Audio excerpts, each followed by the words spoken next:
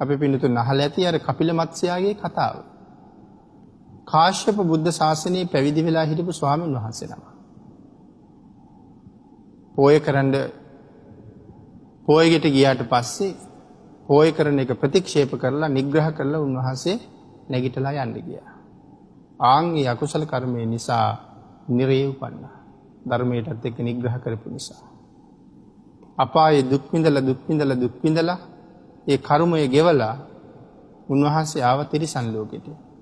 ඇවිල්ලා මාළුවෙක් වෙලා තමයි ඉපදුනේ. විශාල මාළුවෙක් දඟේ. රත්තරන් පාටයි, ඊටාම විශාලයි. මේ යසෝජ කියන දීවර නායකයා. එයාගේ දීවර පිරිසට තමයි මේ මල්ලුවා අහුනේ දැලට. විශාල මාළුවෙක් අනික බලන්න ලස්සනේ බෑ රන් කඳක් වගේ දිලිසෙනවා. ඒ නිසා මාළුවා අරගෙන නැවට දාගෙන කල්පනා කළා මේ මාළුවා රජුරවන්ට පෙන්වන්න ඕනේ. සාගරයෙන් හම්බෙච්ච සුවිශේෂී සම්පතක්. ඒ නිසා රජුරවන්ට පෙන්වන්න ඕනේ. නැව පිටින්ම අරන් ගියා රාජමාලිගාවට. ඉතින් එහෙම සඳහන් කරාම අද කෙනෙකුට විවිධ ප්‍රශ්න ගොඩනගෙන්න පුළුවන් නැවක් කොහොමද ගොඩ අරන් ගියේ කියලා. ඒ වුණාට අපි දැනගත යුතුයි අදට වඩා ලෝකයේ එදා බොහොම දියුණුයි කියලා. අද අපි කියනවා මේ තාක්ෂණයත් එක්ක අපි හරි දියුණුයි කියලා. නමුත් අතීතයේ දියුණුවත් එක්ක කල්පනා කරලා බලහම අපි ඉන්නේ ඊටාම ලදරු මට්ටමක. අපිට හිතා ගන්නවත් බැරි දේවල් අතීතයයි කළා. මං හිතන්නේ කවුරුවත් පිළිගන්න එකක් නෑනේ.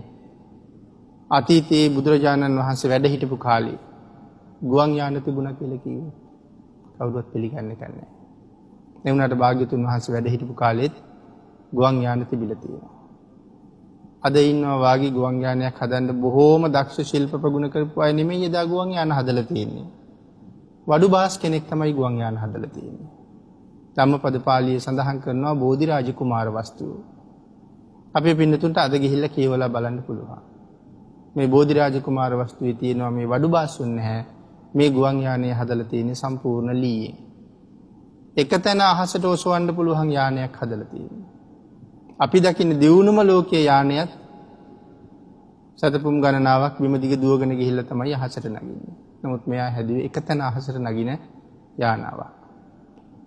ඉතින් එහෙනම් අපිට වඩා බොහෝම දක්ෂ අය එදා හිටියා. ඒ කරුණ ඕන තරම් ත්‍රිපිටකයෙන් ඔප්පු කරන්න පුළුවන්. නමුත් මේ ඒට වෙලාව නොවන නිසා අපි සඳහන් කරමු මේ පිරිස නැව අරගෙන යනවා කොසල් රජු මාලිගාවට. රජ්ජුරුව මාළුවා බලලා රජ්ජුරුව කියනවා අපි මෙයා අරන් යන් ජේතවනාරාමයට කියලා.